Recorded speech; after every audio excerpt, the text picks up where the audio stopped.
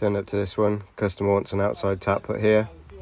It's in a church, so it's a little bit different today. So there's our cold supply there, so we're going to isolate that now. We can't isolate the whole of the water, so we're just going to isolate it there. Now we're going to measure down from the window, about 35 inches I'd say. Go outside and transfer that on the outside wall, go in centre of the window. And to make life easier, I'm just going to round it up and go through the grout joint or mortar joint for the plumbing police. Once you've drilled your hole through, you're going to poke the pipe in and set it up so you're happy with it, and then draw with the pencil the little fixings. While the pipe's in place, I know it's going to be super long, so I'm going to go inside, mark where it needs to be, because it's going to be awkward to get a cutter on, so we're going to be about there. Go back round the other side, pull it out, makes it a lot easier to cut.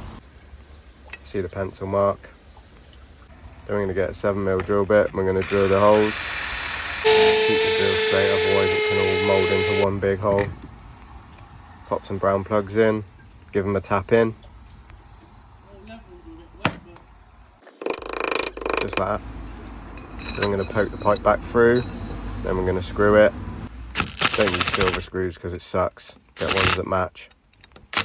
Give them a tighten up with an impact driver so they're not going anywhere. And then PTFE the tap and thread it on.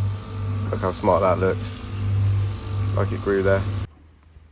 Right, now inside to the plumbing bit, we're going to disconnect that nut to let the water out. Put a little bucket underneath. The only place I can fit a T on is right up here. So we're going to cut it there. Do a bit of pipework magic like that. Little bend and a 90 elbow, and then solder that up. Obviously we're going to want to leave a valve on there as well, just like that. Little 90 bend. Solder it all up. I think that's pretty neat. It's another one done. Happy days.